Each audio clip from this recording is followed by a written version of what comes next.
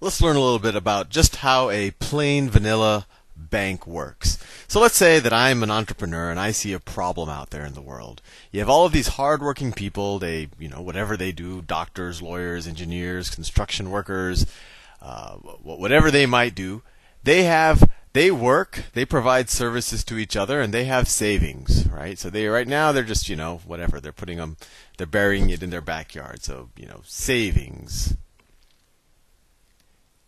And they're just collecting there, right? That quote unquote money is doing nothing. They've provided some goods and services to someone else.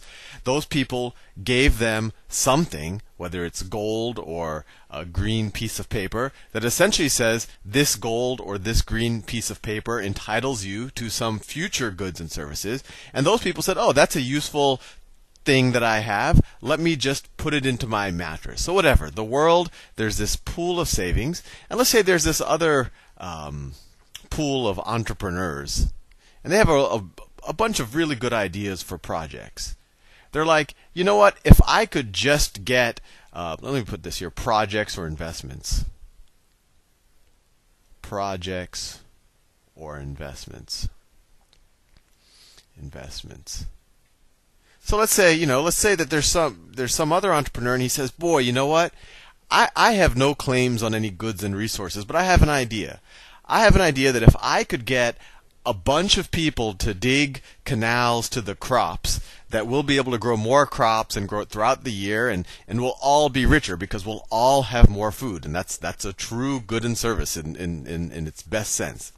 But how am I going to get these people to build this ditch for me? I mean, I could maybe promise them in the future that once all of this is done, I can do something, give them more food, but that's not the way it works. No one's willing to work for me unless they can feel very secure that they're going to get something in return. So we have an interesting problem here. You have a bunch of people who've already provided goods and services to the world, and the world has given them trinkets, whether it's gold coins or paper money. Let's just say it's gold, right? And I want to make this point because everyone always talks about gold as if it's something special, as if it really represents wealth, while paper money really does not represent wealth. And that's just not true. There's nothing about gold. Gold is not useful other than the fact that it is pretty. That's the only thing that makes gold useful. Actually, it's pretty and it's hard to counterfeit. Paper money, not so pretty, but it has other advantages. It's lighter, and at least the paper money we use now is not so easy to counterfeit. So I always want to make that, people always somehow feel that gold is somehow better than paper money. And then we'll talk about in the future about inflation and deflation and the fact that there is a constraint on how much gold can be produced, but you can print money. But we'll talk about that in a little bit. So in our modern world, that savings are these green pieces of paper. But let's say we're talking about, some primitive culture, and they're using gold. So we perform a bunch of people perform a bunch of goods and services, and they get these little coins. And these coins are essentially this society's way of agreeing, if you have one of these coins, in the future, if you give this coin to someone else, they'll do something for you. And, how much of that coin you have to give for them to do it, it's based on supply and demand and price. Whatever. These projects, I say, wow, if I only had some way of convincing someone to dig a canal, it would be hugely beneficial and it will create wealth, or dig irrigation ditches. But how do I do that? Well, if I had gold, or if I had these little coins, I could give these coins to these people. They would dig the irrigation ditch, and then I could charge, people the service of using or maybe I'll charge people access to water, and then I could essentially generate a return. But how do I do that? Well, what if I could borrow some of these people, right? These people have these units of goods and services called a gold coin. If I could borrow some of their money and use it to pay people that will essentially do the good and service or do the new project, then I'll generate wealth, and then I could share it with these people, maybe in the form of some type of interest.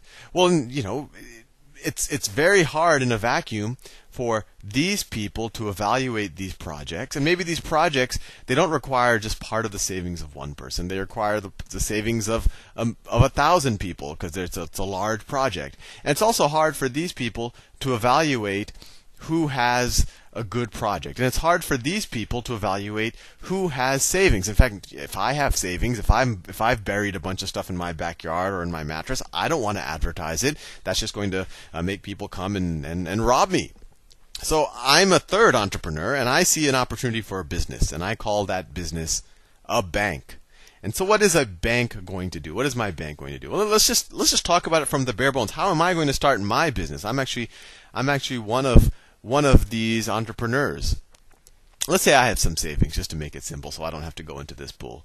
So let's say I have a million gold coins of saving. Let's say it's $1 million. Let me draw my balance sheet.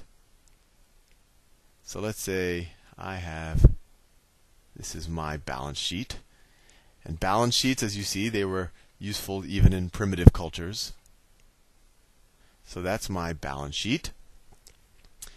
And let's say initially my balance sheet, I drew, actually, let me draw my initial balance sheet. Let's say my initial balance sheet is, I put in $1 million, let me just draw it.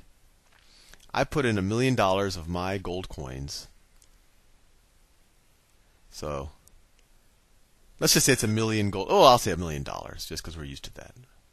$1 million, and you could say a gold coin is worth $1, so it's 1 million gold coins. We know that that's not true anymore.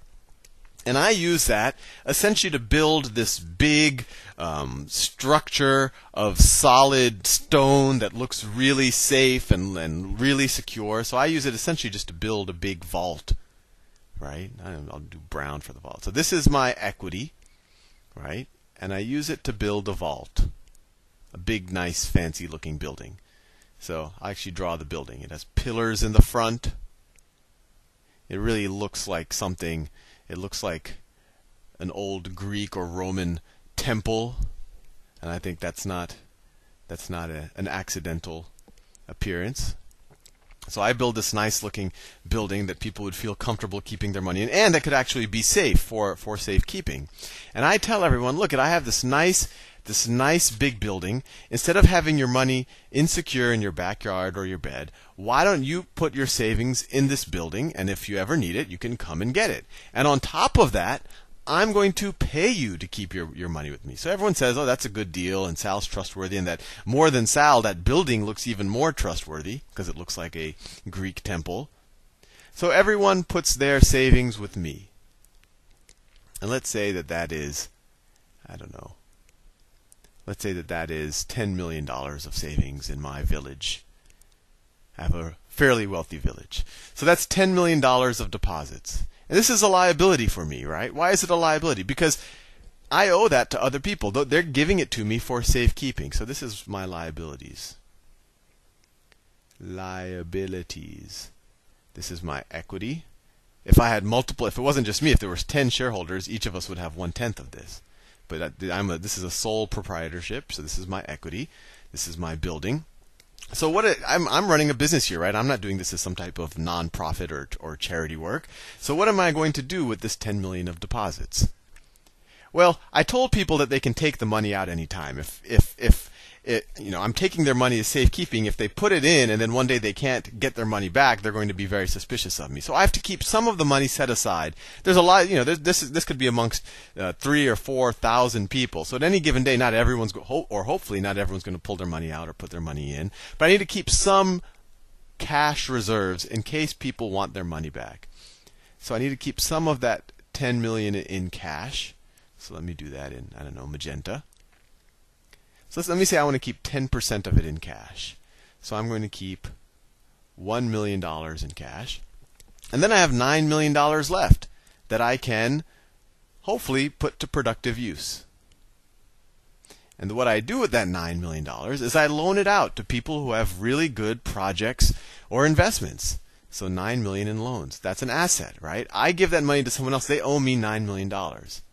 I'm essentially borrowing $10 million, keeping $1 million aside, and paying out $9 million in loans. And they could be a bunch of different projects. They could be 100. I'm not just giving $9 million to one person. I'm diversifying across a bunch of different projects. So the natural question is, how am I making money?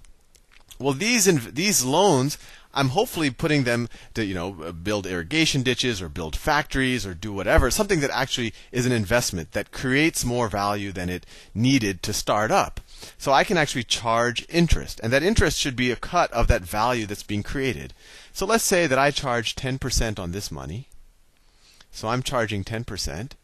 And just for the sake of it, let's say I invest really well and no one defaults. I do it. I'm the first bank, so I get all of the best investments. So I'm getting 10%. And for their money, these people, not only do they get to keep their money in this nice, safe deposit, but I'm also paying them 5%. I'm also paying them 5%. So how much money do I make in a year? Well, I'm making 10% on this $9 million. So what is that? That's $900,000 a year. $900,000 a year I'm bringing in. And how much am I paying out every year? Well, 5% of 10 million, I'm paying out $500,000. So interest income, $900,000. Interest expense, $500,000. That nets me $400,000. And let's say I pay another, $100,000 for salaries and for security guards and all of that. So essentially, I'm netting $300,000. So I'm netting $300,000. I'll do that in a little more detail in the next video.